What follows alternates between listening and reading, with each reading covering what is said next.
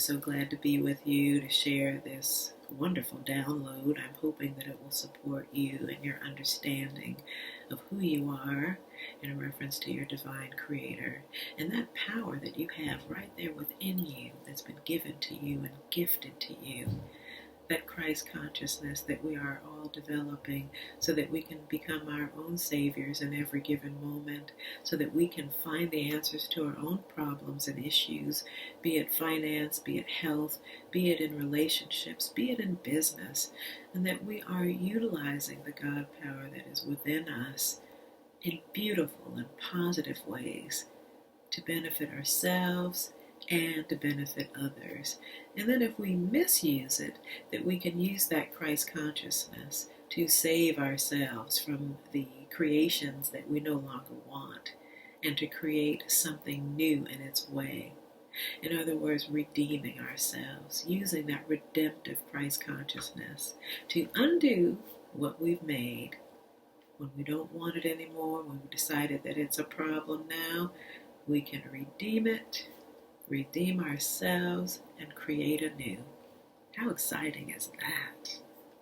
But I'm here speaking to a saying that we've all heard, we've all been warned from our families, from the scriptures, actually in Exodus 27 and Deuteronomy 5:11. We've been warned not to use the Lord's name in vain. And I remember as a child always thinking that that meant don't say the words "God damn it" and meditating on this idea. You just want to break down the words in that statement, in that warning. So it made me look up what the word name actually means. And I looked it up and looked through various dictionaries, looked through Wikipedia, and basically the synopsis of what name is that a name is a term that's used to identify something or someone. It also speaks to the nature of a thing or a person. I know in Africa, children are generally named according to the nature that their family wants them to demonstrate. So if a family wants someone to demonstrate strength or to demonstrate wisdom, they will name them accordingly, to that name. And if we look into scripture, we know that the Bible comes from an Afro-Asiatic spiritual perspective, and so many of its portents and teachings are going to come from that cultural perspective, if you will. And so the naming of someone in the scripture usually spoke to the characteristics of that individual. If you look up biblical names, you'll see like the name Yeshua, says that Jehovah saves. That's basically what it's speaking to. Same thing, the Greek version of Jesus, it speaks to Jehovah saves, or Yahuwah saves. So anyway, name is about the nature of a thing. So when we're speaking to this idea of the warning, do not use the Lord's name in vain, we're looking at the nature of the Lord. And what is the nature of the Lord or God? The nature is creation. So the nature of God is to create. And so we're being warned not to use our creative nature, which is within us as well. We create in every moment, in vain. And so we got down the fact that the nature of creation, the process of creation, we don't want to do that in vain. And so what does vain mean? And so I just looked it up, and of course we've heard popular songs and we've heard the expression that someone is vain when they are conceited or they're very focused on themselves. But the true definition of the word vain is to do something without success or without result, a useless waste of energy. So bringing these two terms together, name and vain, it lets us know not to create useless things.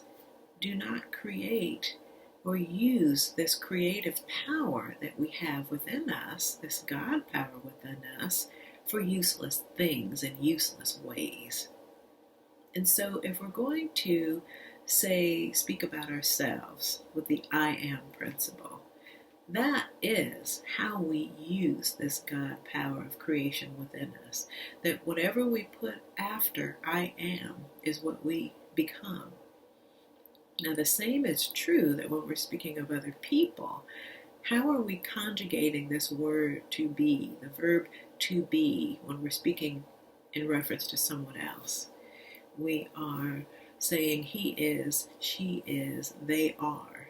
That's the same thing as I am, but in the different tenses of conjugation, whether we're speaking about a male, a female, or a group. And so we want to be careful how we utilize this power of creation when we're saying that something is, or that we are, or they are. Get it? So we want to avoid what? Gossiping and saying negative things about other people, being warned to do unto others as we want them to do unto us. That also takes into consideration the words that we speak about others and about ourselves. So we always want to be careful not to utilize this creative power that we have within us with negative things. So don't say anything about somebody or wish something upon someone that we wouldn't want for ourselves. Using that golden rule will keep our lives clear of frustration and also keep us creating in a positive and beautiful way. Why misuse this wonderful power that's been gifted to us? Why misuse it and destroy things and harm other people and ourselves with it? That is how we would use the Lord's name in vain. I hope this clarifies that. It was a download that just came to me, and it helped me to really understand the importance of that golden rule. You know that when you speak, there's power. Remember that. And I hope this helped you to understand the true meaning of the name and the nature of things. Vanity and productivity. Creating beauty in the world is what we're here to do.